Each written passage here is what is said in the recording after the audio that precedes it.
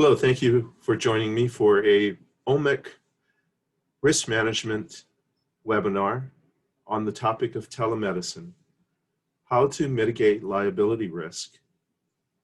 My name is Hans Bruhn. I am a risk manager at OMIC. I may have spoken with you at various ophthalmic meetings or had the pleasure of talking to you on the confidential risk management hotline. It's my pleasure to provide you with this short webinar on this topic. First, I'd like to disclose that I do not have any financial interests to disclose to you. And so let's get into the material. At the start of developing the course material for this topic on telemedicine, I checked the confidential risk management log to see how often a request came in regarding telemedicine or telehealth. What I found were these topics, asking about protocol, licensing, specific devices such as one developed for diabetic retinopathy, telephone video conferencing platforms, which one to choose, how do I make sure that they are HIPAA compliant. All of those reasons that you see there regarding informed consent, how to obtain consent when it is verbal versus having a patient sign, the contracts that a vendor for a platform may ask you to sign, and whether a business associate agreement is needed. All of those topics that you see there were submitted to us, and we provided some advice. I'm going to come back to this list at the end of the webinar to see if we've addressed how to respond to these issues and more. So when I looked at that log of telemedicine calls and emails, I saw three buckets. And as you can see, they all tended to point to the same thing. What are the risks for telemedicine? To avoid delayed or inadequate care, which may lead to a claim? Am I covered for this type of practice activity? And if not, what kind of financial impact am I going to subject myself and my practice entity to? And lastly, what kind of risk management advice would you offer? The due diligence steps to make sure that liability risk, and patient harm are avoided. I'd like to start off with the fact that as you look at the typical 30-year career of a physician, the probability of a claim is what you see there, that really only 5% of physicians over that span of 30 years will not have a claim. I'm hoping that all of you listening to this webinar right now will fall into that bucket. The probability of a claim is about 8%. Now, medical malpractice claims involving telemedicine, I'm happy to report, according to the Medical Professional Liability Association, MPL, that they have seen very few claims regarding telemedicine or telehealth. However, there is a condition on that, in that right now many regulations and laws have either been suspended or relaxed, so you're not really seeing anything coming through yet. And the operative word is yet. There are likely to be some incidents where telemedicine or telehealth are involved, but not right now, and that's fortunate, so that I can help you with some information on preventing that incident from becoming a claim. So the goal of this webinar is to prevent claims, but also to provide you with a protocol development guide. How do I set up my practice so that I can avoid claims and avoid patient harm?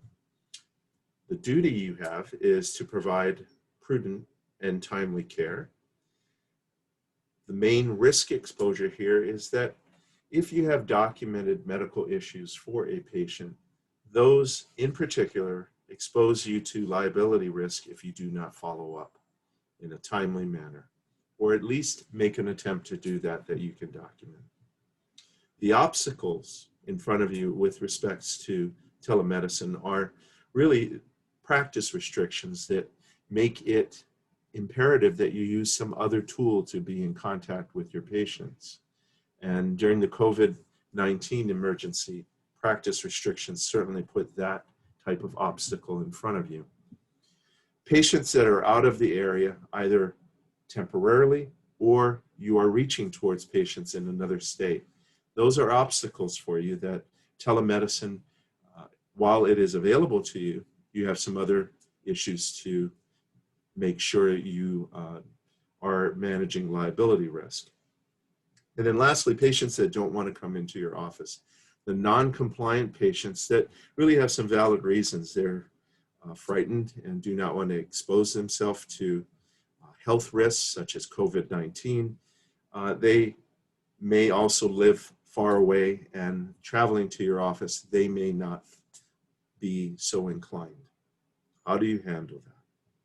Well, certainly you want to make sure that you keep a continuity of care in mind, and that you really have three choices: either having a patient come in to see you, routine scheduling therefore, or if they are refusing to use telemedicine, you have the option of transferring or terminating care with written notice. What I'm conveying right now in that transfer or terminating care is the recommendation that if a patient is unable to cooperate, is non-compliant, and you are unable to render care, it's important to have a discussion with them that they need to seek out care perhaps closer to their location, or that with another carrier, another physician, if they are reluctant to come to your office specifically.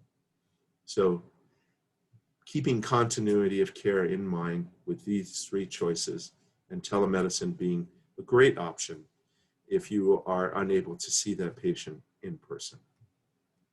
So the benefits of telemedicine, of course, are that you can maintain that physician-patient relationship, that you can decide after using telemedicine whether you need to see that patient in person so that you can follow up and obtain the necessary information that you need. Throughout, the documentation or follow-up of telemedicine can be aided by the tool itself, if it is helping to document a televideo session, for example, and also the documentation that you will be able to have on hand to show that you reached out to the patient with telemedicine tools in order to maintain the relationship and to make sure that they are on course in terms of care needed, or that you get the information you need to diagnose them. Top three concerns when we look at polls, such as one that came through Medscape, a medical malpractice publication, is that on the practice side, your side, you're concerned about the medical malpractice exposure. Therefore, this webinar should be able to help you. The technical challenges of telemedicine tools itself. How do you navigate in them? Do you have ease? And is it available in your area given perhaps some internet challenges that might be if you are located in a particularly rural area, for example? And then certainly the privacy concerns and the HIPAA regulations that come along with that. Flipping over to the patient side, their concern is that care that they're getting through telemedicine tools the same quality as an in-person visit. Again, the availability of telemedicine tools on their end in terms of their ease, their access to internet speeds that could support an efficient and effective telemedicine encounter. And then lastly, reimbursement issues. Does their health insurance cover telemedicine visits and provide reimbursement, or are they going to have to pay out of pocket? So navigating through telemedicine, the do's and don'ts in essence. I'm hoping that this webinar provides you with at least the framework on how to look at telemedicine so that you set up protocols and policies in your office. It is not necessarily to discuss specific telemedicine tools, but just to give you a framework on how to navigate that added practice tool to your practice. So let's go through that roadmap with you. So certainly the elements of a malpractice claim need to be kept in mind so that you are always watching to make sure that you do not create liability risk. Your duty to render appropriate and timely care is perhaps an overall thought that you can use as an evaluation tool on your policies and protocol. But let's look at those elements of a claim. There's that duty for you to treat a patient, to maintain that physician-patient relationship, rendering timely care.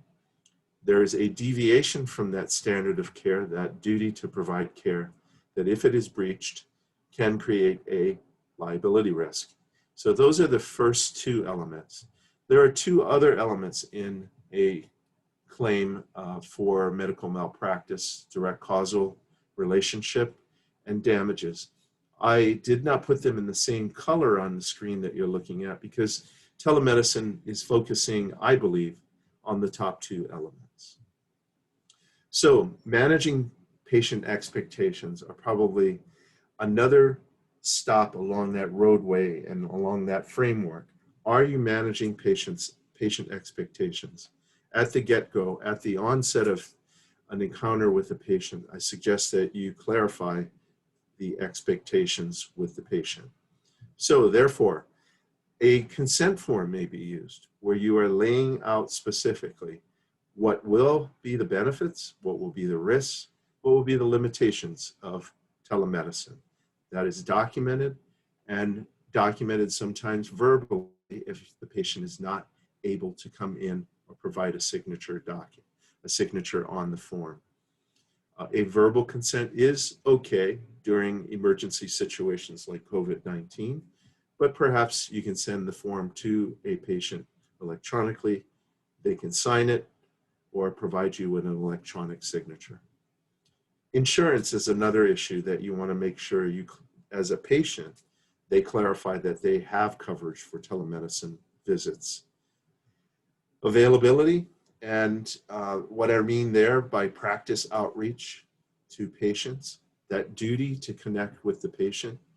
Is there an outreach to patients to make sure that they follow up on annual exams? More importantly, follow up on an eye condition that has been noted, such as glaucoma. Do they have reminders coming to them to make sure that they come in? From the practice side, you're looking at the quality of telemedicine tools, and the AAO can help you with that in terms of helping to evaluate the telemedicine tools specific to ophthalmic practices. Certainly the vendor that you are that provides that tool should be asked about HIPAA regulations, about effectiveness and efficiency of the tool, so that you can get a good idea if it is giving you the information at the quality level that you need. The FDA is also noted there because the FDA does have a link and information, an email link and information on how to assess mobile medical applications. And I'll have more information later in this presentation on the FDA. But also contacting your medical malpractice insurer to see if you have coverage. As an OMIC insured, you do. You have coverage for telemedicine practice activities. You also have a resource in the AAO to guide you on billing and coding of telehealth or telemedicine visits, and certainly the patient's medical plan. So the FDA, here's that email address that I mentioned, but you can also go to the FDA site and type in telemedicine or telehealth and get information on how they handle mobile medical applications. But literally, you can email the FDA and say, I am thinking about this tool. What is the status of it, if you have any information? And if it is something that is at the level of or class of importance to the FDA that they have approved it formally. And this would be, for example, a tool that the FDA recently approved on diabetic retinopathy, the portable device that primary care providers and other types of providers have that send images to ophthalmologists for interpretation. Those kind of things are approved by the FDA, but I would recommend contacting them using the resource there, the email address. The AAO, they also have discussed extensively telehealth and telemedicine. In fact, those three categories of eye conditions, diabetic retinopathy, ROP, and anterior segment disease, have been addressed in the AAO information statement. And they are actually very optimistic that telehealth is an integral practice tool and that it will increase patient volume, certainly, but it'll help identify more severe eye conditions earlier. When you look at the OMIC telemedicine consent form, what you will see in there is that it defines what telemedicine is, the benefits of telemedicine, namely the ability to see, be seen, and to help diagnose and treat a patient who is unable or unwilling to come in for a live visit. And then certainly the risks, the limitations of telemedicine, that it may not provide the quality of information and or the quantity of information that you as the provider need in order to diagnose and treat.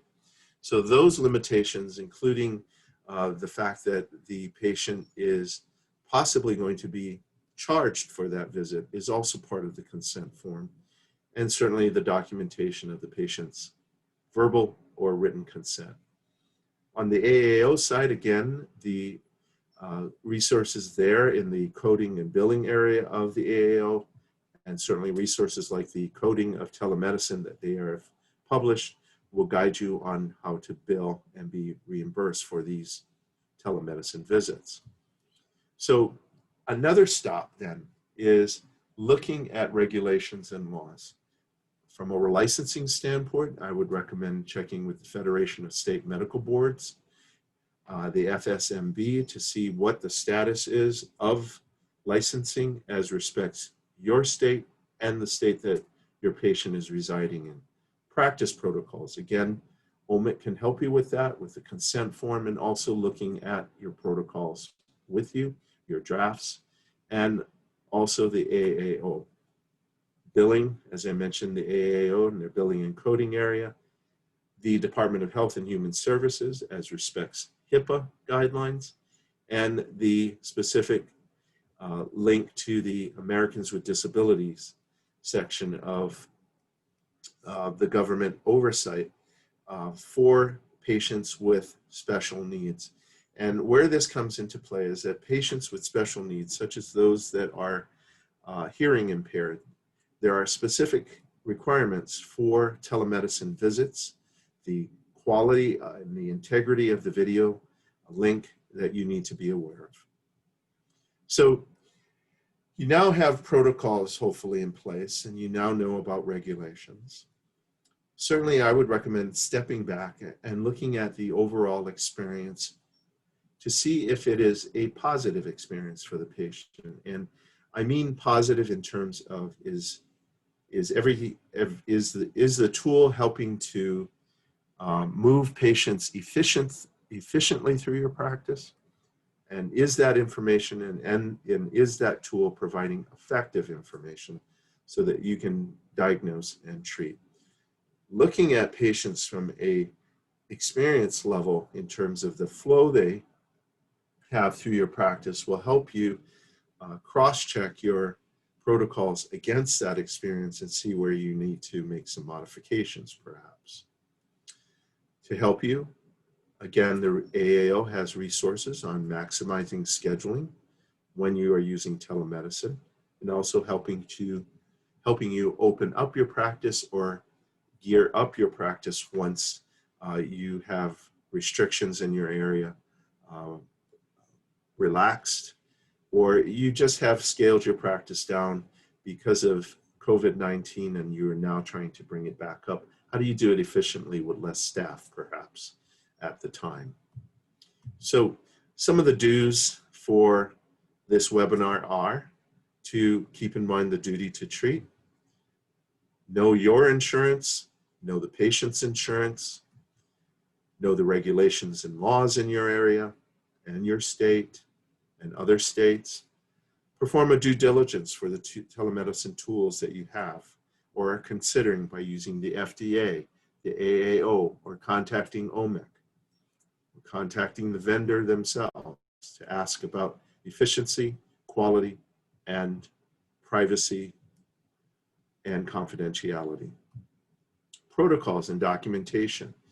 You want to make sure that your protocols and your documentation tools fully integrate telehealth into your current systems. There should not be a difference in terms of what is documented. It may just be the manner in which it is. The special needs of ADA, the special needs of patients should be considered in your protocol and documentation. Privacy and HIPAA regulations, why they are relaxed right now during the COVID health emergency, may not always be the case. And even that relaxation, according to the Department of Health and Human Services, comes with a caution that you should always be diligent to ensure that as much as possible, confidentiality and privacy is maintained. You should be using telehealth tools that are on a private platform, not public facing. Manage patient expectations, including through the use of consent, is perhaps a overarching way that you can manage risk and mitigate risk. From the don't side, it's really just two categories that you're watching. You're making sure that there is not non-compliance. The patient is being moved through regular checkups, annual exams, and that there's not a delay in treatment that occurs. So when you are looking at all of your systems and all of your protocol, as you use these telemedicine tools, here are some flag areas that tell you, and these are flags that are very similar to non-telehealth, but specifically as a reminder, when you are using telehealth or telemedicine, are you watching out for these flags, which indicate that you might have a liability risk, delays, missed diagnoses, or HIPAA violations or breaches, special need patients that are complaining, non-compliant patients. You should always jump on that and make sure that they are brought into compliance or that they consider moving to a practice where they will be able to do that fully. Regulatory issues, if you're getting any kind of complaints or medical license issues because you are moving into new areas, those are flags that will indicate possible liability. And then certainly billing disputes, as always, with patients and insurance companies tell you that the telemedicine tool may have some areas where you need to clarify to patients or clarify with insurance companies to make sure reimbursement is in place. So the confidential risk management hotline again, these are the issues that were presented. You certainly have a way to look at protocol and develop it with regulations and patient flow and with confidentiality issues being addressed. All of the information previously provided should help you at least draft that protocol. You know what to do for licensing. You know what to do if you have a specific tool for diabetic retinopathy or other types of tools that you are going to bring into your practice. How do you do a due diligence? How do you address the fact that you are receiving images? Are they of the caliber that you need in order to make an interpretation? If you are the one reviewing those images, for example. And then telephone or platforms for video conferencing, going through a due diligence effort, making sure HIPAA compliance is in place. Patient screening. We have resources on the OMIC website. That's how you can address what to ask of patients before they come into the office or through the telemedicine tool. Consent. We have the OMIC telemedicine consent, and verbal consent is acceptable. If you feel uncomfortable with that, you can certainly send the document electronically to the patient. They can confirm electronically that they are accepting the risks. Informal patient refusal of telemedicine. Informed refusal, excuse me. If a patient is refusing care through telemedicine, are you documenting that? Are you ensuring that they receive care or seek out care elsewhere? Treating elderly or those that are difficult to consent. Certainly the telemedicine consent can be explained to them, can be taken in chunks, or there are ways that you can convey that information so that they are not feeling rushed. That's a way to deal with elderly patients, or bring in a witness or a family member that can help you through that process. And certainly helping elderly with the telemedicine tool itself. Non-compliant patients refusing telemedicine or to come in. Again, non-compliance of patients, we have resources on the OMIC website, and telemedicine should not be an excuse for patients not having follow-up care. There are options that need to be explored, and if you're having difficulty identifying them, contact our office. With respect to indemnity wording, telemedicine vendor agreements, I would recommend that you have your attorney look at any kind of indemnification wording or insurance agreements. We can give you a guide at OMIC on how to look at those contracts with your attorney. So contact us regarding that resource. Business associate agreements are, if you are using a tool that patient information is flowing through, you want to make sure that you have a business associate agreement in place that compels the vendor or that third party to comply with HIPAA regulations. Certainly billing, you have questions on how to bill telehealth, the AAO. Coverage for yourself and for the patient. Certainly OMIC confirms coverage for medical malpractice. The medical insurance for the patient will do the same. And that will cover the reimbursement issue as well. So these concerns that were brought up at the beginning, certainly I hope that you now know how to answer those, or more importantly, know where to go to get that answer. Some of the resources that I mentioned earlier, the Federation of State Medical Boards, HIPAA, Americans with Disabilities, and certainly OMIC risk management. So if you'd like to take a moment to jot those down, that would provide you with guidance on getting more information. With that, I'd like to thank you. This concludes the webinar on telemedicine, how to mitigate liability risk. If you have questions, please reach out to us. The email address is riskmanagement@omic.com. The telephone number there is noted. My name again is Hans Bruhn, and I am a risk manager at OMIC, and this concludes our recording. Thanks for joining me.